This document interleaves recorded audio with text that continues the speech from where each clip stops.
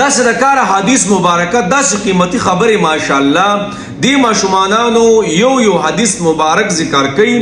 او په یو حدیث مبارک کې دا ټول دنیا دا ټول زندگی مخ تر بند کړي دا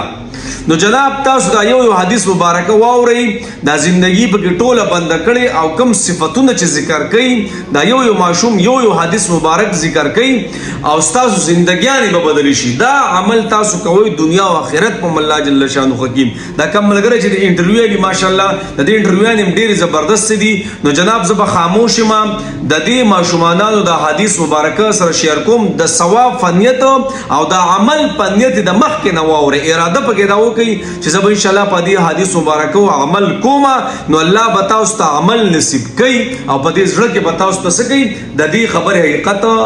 درکې نو جناب تاسو حدیث مبارکه واورئ نبی علیہ الصلوۃ والسلام فرمای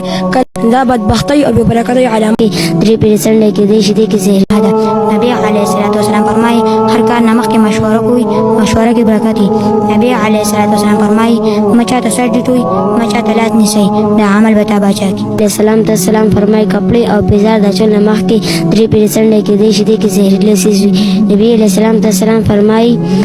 د بانګ او د اقامت په ټیم کې خبرې مکوئ دا عمل بم د الله لری کوي شیطان نه بم دستی کی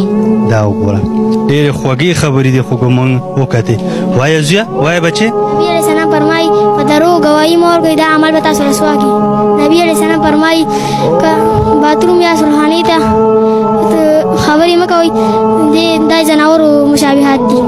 زناور مشابهات دي دا سروای زیا نبی علیہ الصلوۃ والسلام فرمای چې بدبودار او ګنده خلکو سره مکینه د دې په عمل باندې بتا سم بدبودار او ګنده شي نبی علیہ الصلوۃ والسلام فرمای چې کم خلک سهار نه تر اشراق پورې ماښام نه تر ماسخوتن ټیم پورې دوی د هغه په کور کې به غریبي پیدا کیږي نبی علیہ الصلوۃ والسلام فرمای چې ملمه ته خوشحالي کوي دا عمل به تاسو مالدار کوي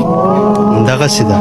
نن مونږ ټول الټا چلیږو وای بچي نبی علیہ الصلوۃ والسلام فرمایي چې څوک د شپې نو د کې سره مسم دی د دې په وجه به تاسو د خوب او د عبادت نه اوځئ نبی علیہ الصلوۃ والسلام فرمایي تاسو په ګس لاس روټۍ مه خورئ د دې په وجه به تاسو د شهادت ګوتې لذت نه محروم شئ ته بچي وایه کنه نبی علیہ الصلوۃ والسلام فرمایي بل ته پارا غلط چوٹ رائے مچاتی دې عمل په ډېر تاسو ډېر تر به واجب پاتې شي نبی علیہ الصلوۃ والسلام فرمایي د سفر ټیم کې شاته مګوري د دې عمل په ډېر تاسو سفر ټیم ختم نشي نبی علیہ الصلوۃ والسلام فرمایي